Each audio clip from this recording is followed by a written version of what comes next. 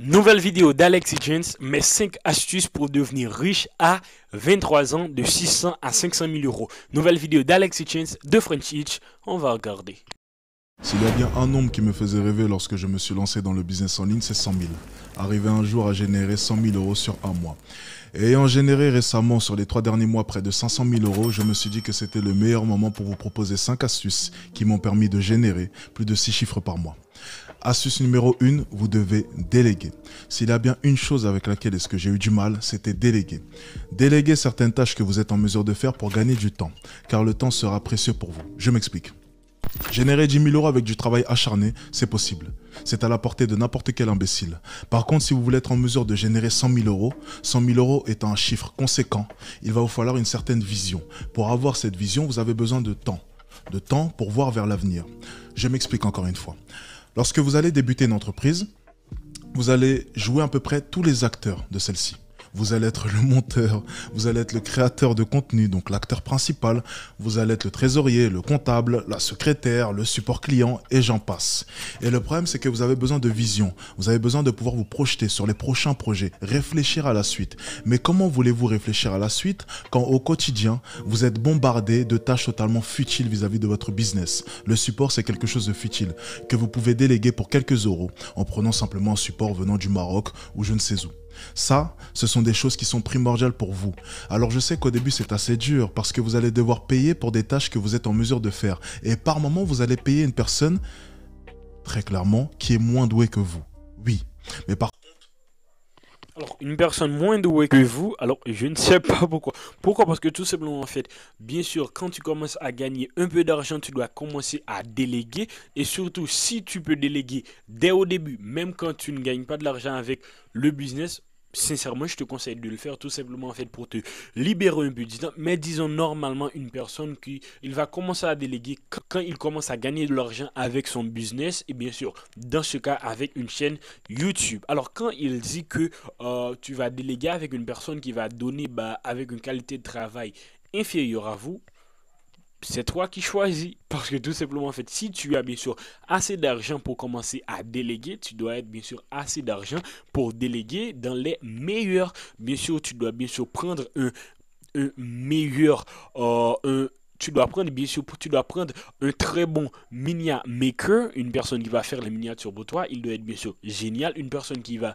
faire un montage, il doit être bien sûr un expert, on peut le dire, parce que tu commences à gagner de l'argent dans ton domaine, tu veux commencer à dépenser de l'argent dans ton domaine, et donc tu veux commencer à prendre, on peut dire, des experts, des personnes qui sont très douées, à moins que toi tu es vraiment calé en montage, je ne crois pas, je pense que si tu prends une personne qui est moins douée que toi, t'es imbécile, frère. Je comprends pas vraiment. contre, le gain de temps que vous allez avoir sera énorme. Vous n'avez pas toujours besoin de fournir le meilleur travail, croyez-moi. La plupart des viewers ne voyaient même pas la différence lorsque c'était moi qui montais et lorsque c'était mes propres monteurs. Les viewers n'ont pas cette certaine vision, car si vos clients avaient une telle vision, ils auraient sûrement déjà lancé leur entreprise. Ça, c'est quelque chose de factuel et il faut le prendre en compte. Si vous voulez un jour pouvoir générer plus de 100 000 euros sur un mois, vous allez devoir apprendre à déléguer. Concentrez-vous sur la vision, concentrez-vous sur les idées qui vont vous permettre de générer énormément de revenus et mettez de côté tout ce qui est futile. Ça demande de l'argent certes, mais croyez-moi, sur le long terme, vous allez accroître vos revenus. Astuce numéro 2, l'exécution couplée à l'idée. La plupart des entrepreneurs ont beaucoup d'idées. Combien de fois est-ce que j'ai rencontré plein d'entrepreneurs me parlant de tout un tas de projets? J'ai envie de faire ceci, j'ai envie de faire cela, j'ai envie d'aller là-bas, j'ai envie d'emmener mon entreprise là-bas, là-bas, là-bas, là-bas, là-bas. Ce ne sont que des paroles. Le problème de la plupart des entrepreneurs, c'est qu'ils n'arrivent pas à allier l'exécution à l'idée. Vous avez des idées même qui sont excellentes. Mais le problème, c'est que vous ne testez pas vos idées. J'ai eu une discussion il y a de cela quelques jours, c'était même 2 jours pour être beaucoup plus précis avec un entrepreneur, et je lui expliquais simplement une chose. Ok, tu te plains que tu n'as pas encore réussi à être au niveau où tu prétendais vouloir être. Bien. Mais quand on fait l'inventaire de ton business et de tes business même de manière générale sur l'année 2022, on se rend compte que tu n'as réussi qu'à lancer 3 business. Comment veux-tu réussir dans le monde du business en ayant exécuté seulement en 12 mois 3 idées? Ça ne fonctionne pas comme cela. Vous devez exécuter. Vous avez énormément d'idées. Mais imaginez maintenant un seul instant Si lorsque vous avez 20 idées, vous êtes en mesure de pouvoir exécuter ces mêmes 20 idées, ne pensez-vous pas que vous réussirez beaucoup plus vite? Le problème de la plupart des entrepreneurs, c'est que vous avez peur de vous lancer. Vous réfléchissez beaucoup trop. Vous n'exécutez pas assez. Vous ne lancez pas assez de business. Un business, ça se lance rapidement. En 2 semaines, vous pouvez lancer un business. Mais le problème de la plupart des entrepreneurs, c'est que vous pensez à chaque fois qu'il faut attendre 6 mois forcément pour lancer un business. Vous attendez des mois et des mois avant de vous lancer, en vous concentrant sur des choses totalement futiles, comme un site internet ou des logos, alors que certains business n'ont même pas besoin de cela. J'ai lancé mon agence de marketing qui génère aujourd'hui plus de 40 000 € chaque mois sans logo et sans site internet. Certaines choses sont totalement futiles, c'est faux, le business est simple. Le business, c'est prendre de l'argent et la faire rentrer dans votre poche. Le business, ce n'est pas avoir un logo. Le business, ce n'est pas avoir des sacs avec le logo de l'entreprise sur celui-ci. Le business, c'est prendre de l'argent et le faire rentrer dans votre poche. Alors, il a raison sur ce point. Bien sûr, le business, c'est de l'argent qui rentre. Très simple. Le business, c'est de l'argent qui rentre. Et bah, ne perdez pas trop de temps sur des choses futiles comme votre logo et par exemple des sacs, etc. etc. Mais il y a un moment où je n'étais pas trop d'accord avec lui. Alors, bien sûr, il a raison sur le point où le passage à l'action est primordial et que bien sûr, l'idée, bah, c'est presque rien, c'est tout simplement l'exécution de l'idée bien sûr qui est le plus important, mais c'est quand il a dit en fait il faut tester des business, tester, tester, tester. Alors ce que vous devez savoir c'est que bien sûr par exemple vous si vous ne vous êtes pas encore lancé sur internet, alors bien sûr vous avez une liste de business en ligne que bien sûr que vous avez déjà vu, entendu en regardant des vidéos YouTube d'entrepreneurs, etc. Ce que vous devez savoir, c'est que tous ces business marchent. Tous ces business marchent. L'affiliation, ça marche. Le dropshipping, bah, ça ne marche presque plus, mais on peut dire que ça marche. Quel autre business? L'agence de marketing, ça marche. Ça marche. YouTube, ça marche. Instagram, ça marche. TikTok, ça marche. Bah, presque tout marche. Et ce que tu dois savoir, c'est que tout simplement, bah, c'est votre implication dans ce business, bien sûr, qui va déterminer si ça va marcher pour toi ou pas. Mais c'est sûr que si tu te lances aujourd'hui dans ce business, demain dans un autre business, après-demain dans un autre business, bah, frère, tu es garanti d'échouer. Bien sûr, la majorité des business, bien sûr, ça prend du temps. Ça prend du temps, bien sûr, parce qu'au début, tu vas être, on peut dire que tout business, bah, c'est exponentiel. Au début, ça va être petit, petit, petit. Et quand tu commences à avoir du succès, ça va monter. Mais si chaque jour, bah, tu commences un nouveau business, tu risques d'avoir des problèmes.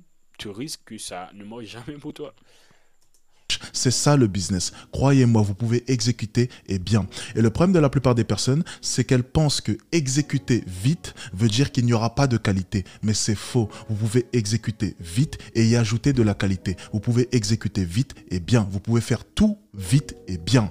Croyez-moi, si vous êtes en mesure d'exécuter assez rapidement et que vous pouvez lancer d'innombrables business, forcément, à un moment donné, ça fonctionnera. Croyez-moi. Troisième astuce, les contacts. Tous ceux qui sont partisans de cavalier seul, vélo ou je ne sais quoi, abandonnez le business, ce n'est pas fait pour vous. Au bout d'un moment, 3 cerveaux, c'est 3 fois plus d'idées. Et c'est comme ça. Vous allez avoir besoin de contacts, vous allez avoir besoin de coéquipiers. Ne pensez pas à construire un business qui va générer plus d'1 million par an seul. Ça ne fonctionne pas comme cela. Alors, si vous voulez jouer à ce genre de business, allez simplement dans la crypto, placez 10 000 € et priez pour que d'ici 5 ans, vous deveniez multimillionnaire. Mais bon, pour ce qui est de nous, nous allons rester terre à terre et on sait éperdument que sans associé, ça va être compliqué. Alors, associé par moment, ça traduit aussi ne pas détenir 100% de son entreprise. Ça, c'est quelque chose qui fait peur. Mais comprenez bien une chose, ça ne sera que bénéfique pour vous. Si vous arrivez à trouver les bons acteurs dans votre business, si vous arrivez à trouver une personne qui s'investit comme vous dans ce même business, n'hésitez pas à déléguer des parts. Je ne vous demande pas de déléguer 50% de votre entreprise, ce n'est pas ce que j'ai dit, mais je vous dis que par moment, il va forcément falloir laisser des parts. Citez-moi simplement une seule personne faisant partie des 100 personnes les plus riches au monde qui détiennent 100% des parts de leur entreprise à succès. Zéro. Alors, quand il a dit les contacts, je pensais en fait qu'il parlait du réseau. Alors, j'allais dire your network is your net worth. En gros, tout simplement, les personnes que tu connais, bah, ton réseau, bah, c'est, on peut dire que c'est ton CIA. Alors, je pense qu'il allait parler de ça, du réseau. Mais actuellement, lui, il parle d'associés. Alors, ce que vous devez savoir, c'est que, bon, premièrement, en fait, je ne suis pas trop d'accord avec lui. Pourquoi? Parce que tout simplement, il y a des business où tu n'as pas forcément besoin d'associés. Et le fait que tu vas laisser ta part, on peut dire, bien, ça va dépendre du type de business. Alors bien sûr, quand il parle de les personnes qui ont le plus d'argent et qui délèguent leur part, bah ça, c'est un autre level. Par exemple, ça, ce sont des startups. Ils ont besoin, bien sûr, de multiples investisseurs bah, pour créer de grosses applications, pour investir des millions, etc. Mais par exemple, si tu veux commencer bah, un business, on peut dire, si tu veux te lancer sur YouTube, si tu veux bah, comment dire, si tu veux te lancer sur YouTube, te lancer sur les réseaux en général, pourquoi t'associer? Pourquoi laisser des parts? Si tu veux lancer une agence, laisser des parts, même s'associer, ça peut être même inutile. Bien sûr, ça dépend du service que tu as à offrir et ça dépend de toi. Et surtout, le fait de s'associer ou non, ça dépend du type de business. Mais dire tout simplement que tout business, bien sûr, tu dois t'associer si tu veux scaler, si tu veux gagner plus d'argent. C'est un peu con. Bien sûr, tu peux scale, tu peux déléguer, tu peux payer des prestataires, etc. pour réaliser quelque chose pour toi et donc gagner du temps. Mais laisser des parts, ça dépend du type de business. Personne ne détient 100% des parts de son entreprise et moi-même de mon côté dans mes 3 business, je ne détiens pas 100% de mes parts. Et c'est d'ailleurs pour ça que je génère autant d'argent. C'est parce que j'ai des gens qui ont le même niveau d'investissement que moi. Plus ils vont produire du travail et du bon travail, plus ils vont gagner de l'argent. Là est toute la différence avec un salarié qui aurait un salaire fixe et qui du coup n'aura aucun intérêt à avoir un tel niveau d'investissement. 4e astuce, soyez simplement obsédés. Soyez obsédés du succès. Alors j'imagine que cette astuce, vous ne vous y attendez pas, mais je vais être totalement honnête avec vous.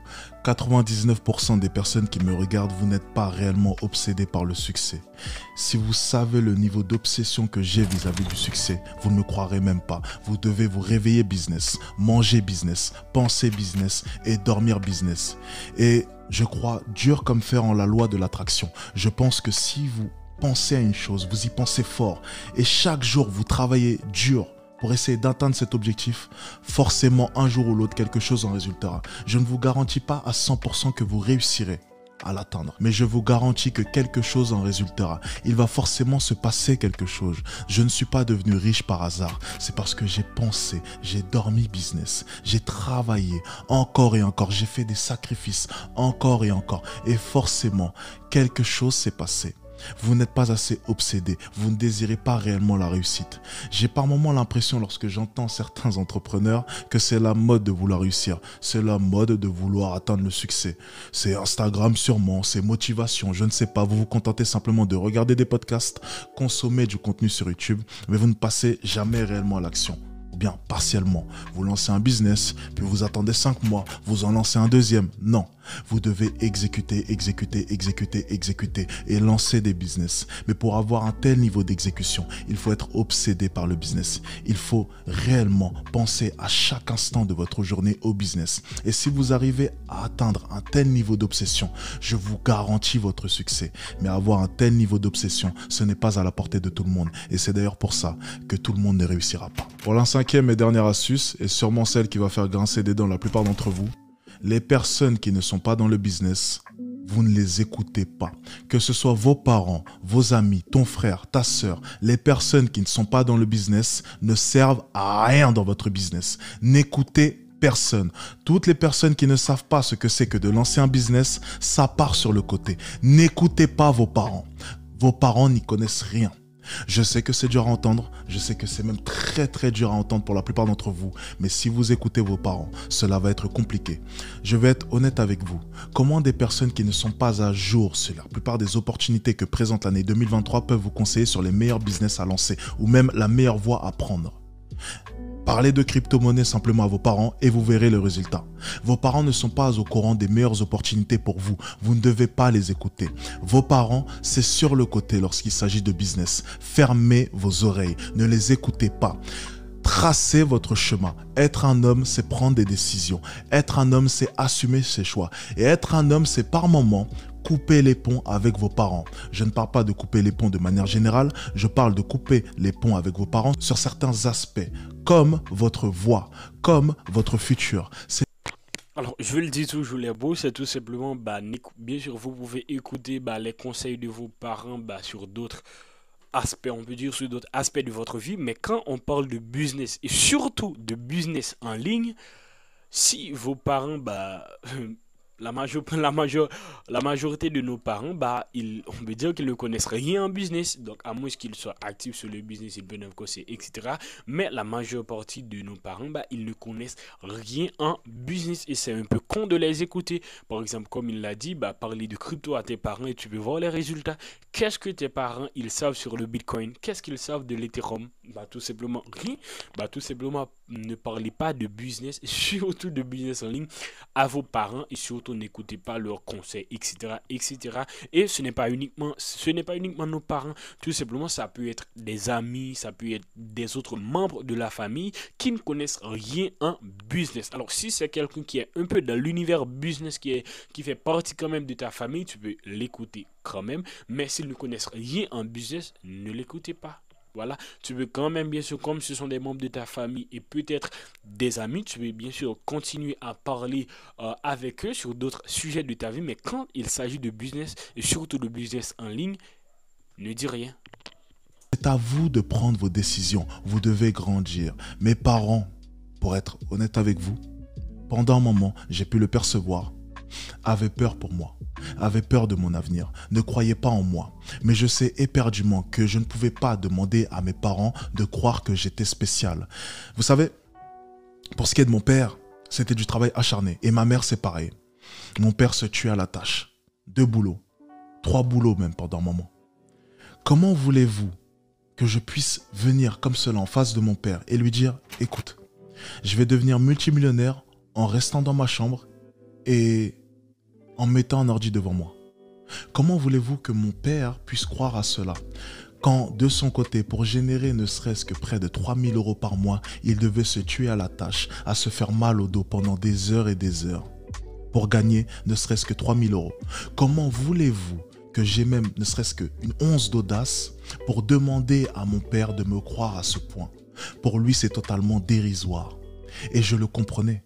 Je ne voulais pas qu'il me croie. À aucun moment, je ne pouvais penser que mes parents pouvaient me croire. À aucun moment, je n'ai pensé que mes parents pourraient croire un jour que je dépasserais 100 000 euros en restant simplement dans ma chambre. Mais ce n'est pas de leur faute. Nous n'avons pas été élevés à la même époque. Ils ne sont pas au courant de toutes les opportunités que nous présente Internet. Et c'est normal. Arrêtez de vouloir absolument que vos parents croient en vous. Croyez simplement en vous. Je le répète et je l'ai d'ailleurs déjà dit, nous sommes seuls. Oui, nous avons nos parents, nous avons nos amis, mais les décisions, nous les prenons seuls et nous devons les assumer seuls. Vous n'avez pas besoin de l'approbation de vos parents, vous n'avez pas besoin de la confiance de vos parents. Croyez en vous, vous êtes seuls. Croyez-moi. Allez, allez. Il a dit des choses, bien sûr que peut-être je ne suis pas d'accord pour certaines, mais il a dit de bonnes choses. Alors, on laisse le like. Alors, c'était Gene Wood, c'était Alexis Chance. Bye bye.